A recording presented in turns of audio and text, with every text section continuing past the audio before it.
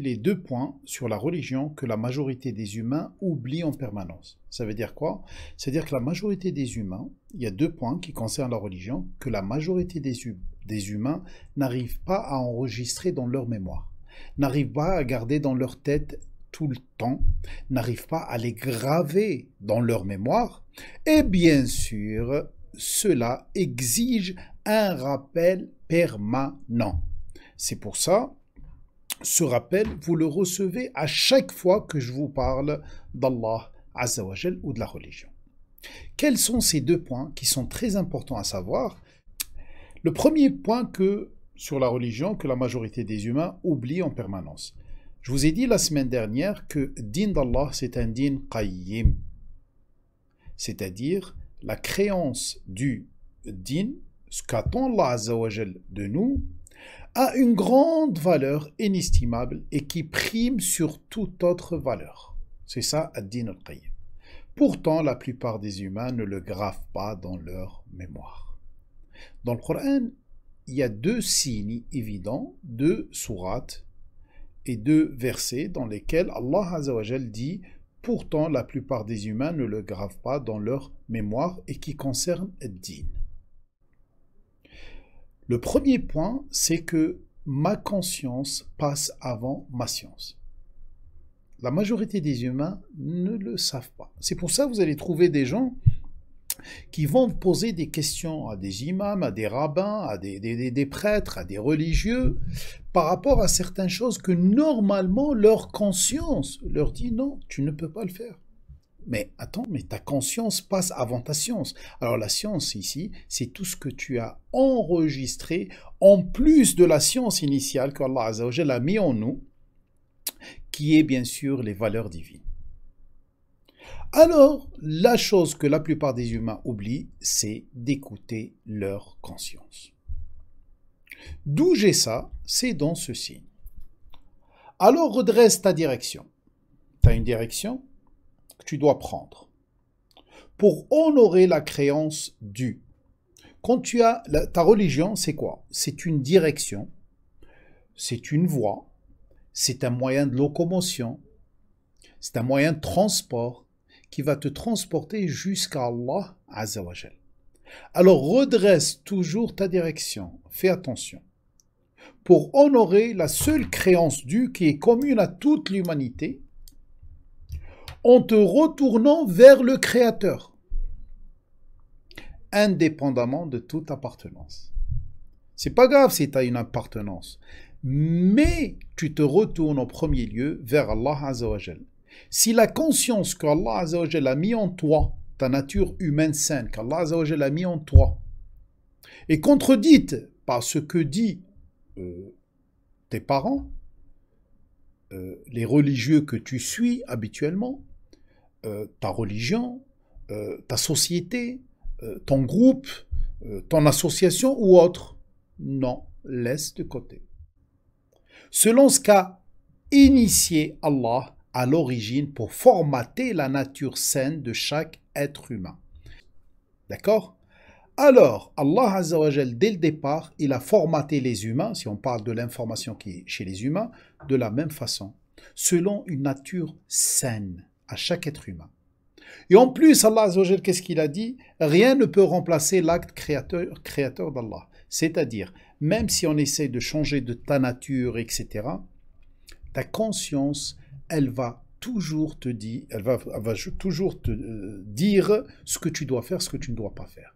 Si tu oublies, et justement c'est le cas de la plupart des humains, la plupart d'entre nous, tu te dis, est-ce que j'aimerais bien qu'on fasse la chose que je compte faire à l'autre?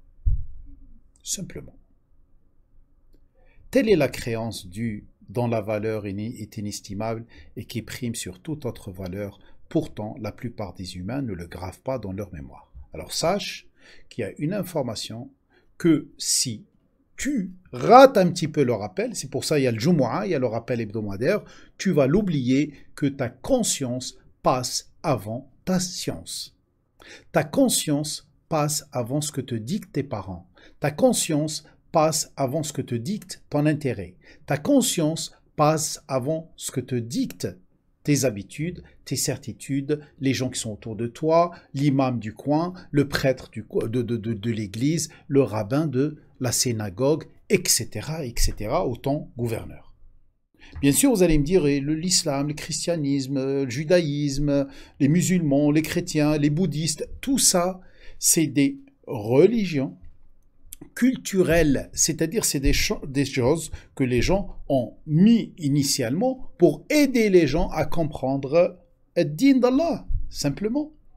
Malheureusement, la plupart des gens s'attachent à ces dîns humains, d'accord, construits par les humains à travers les siècles, et laissent de côté le vrai dîn, sur lequel on sera questionné le jour dernier. C'est notre nature humaine saine et ce que nous dicte notre conscience. Ça, c'est le premier point. Le deuxième point. Le deuxième point, c'est le même verset. Par contre, ici, maintenant, on le trouve dans Surah 12, Surah Yusuf 40. C'est pas Ram 30. Voilà, mais c'est la même chose. Hein. Ça se répète. Surah 12, 40. Je ne me laisse pas gouverner par les pseudo-valeurs humaines, la possession, le pouvoir et le paraître. Malheureusement, la plupart des humains oublient ce point et suivent celui qui possède, celui qui a le pouvoir ou celui qui a le paraître d'un religieux. Si tu n'as pas le paraître d'un religieux selon chaque religion, c'est normal que les gens ne te suivent pas. Les gens suivent celui qui possède, celui qui a le pouvoir et celui qui a le paraître. Et ils oublient qu'ils doivent se laisser gouverner par la seule science ou la seule chose universelle qu'ont reçu tous les humains, c'est-à-dire les asma, les valeurs divines. Malheureusement, pourtant, la plupart des humains ne le gravent pas dans leur mémoire. C'est-à-dire, tu as ta conscience humaine saine qui t'aide un petit peu à te diriger vers Allah. Et après, tu as les valeurs divines qui t'aident à rester sur cette voie et bien agir sur terre. Voilà le din d'Allah. Les deux points, malheureusement, que la plupart des humains ne gravent pas dans leur mémoire. Si vous voulez savoir quels sont les asma et les valeurs divines, vous pouvez revenir au cadeau du jour numéro 23 du 35-2019. Vous pouvez trouver sur Internet. Tapez juste cadeau du jour numéro 23 dans les séances qu'on a eues, séances du Ramadan. Hein. Les séances Vivre les Corans. Cadeau du jour numéro 23. Dans lequel j'explique la seule science universelle qu'ont reçue tous les humains, c'est-à-dire وَعَلَّمَ آدَمَ الْأَسْمَاءَ كُلَّهَا. Il a assuré l'enregistrement de tous les attributs chez Adam. Et bien sûr, comment ils sont faits l'asma? Et bien sûr, ils sont tous résumés dans Bismillah ar-Rahman ar-Rahim. Vous pouvez revenir aussi aux premières séances de Trésor du Coran, de ces Jumu'at, pour comprendre Bismillah ar-Rahman ar-Rahim, le verset en or du Coran. Pourquoi le verset en or? Puisqu'il t'explique toute ta religion. Bismillah, au nom d'Allah, selon les normes d'Allah, selon les valeurs d'Allah. D'où vient tout ce que je viens de vous dire? Ben justement de Sourate Yusuf, verset 40. ما تعبدون من دونه إلا أسماء سميتموها أنتم وآباؤكم ما أنزل الله بها من سلطان إن الحكم إلا لله أمر ألا تعبدوا إلا إياه ذلك الدين القيم ولكن أكثر الناس لا يعلمون. À la place d'Allah, vous ne vous laissez gouverner que par des valeurs que vous et vos pères avez transformées en normes. C'est ça le problème. C'est que les humains ont transformé les valeurs universelles d'Allah Azza wa Jal, ils les ont laissées de côté, pour adopter des valeurs, des normes dictées par les pères, dictées par les religieux, des fois même dictées par le gouverneur qui veut profiter des gens par l'intermédiaire du religieux, d'accord? Alors que Allah il dit, et dont Allah n'a en rien légitimé l'institution. Ma anzalallahu biha min sultan. Sultan, c'est sultan, c'est-à-dire la légitimité avec autorité. L'installation, l'institution.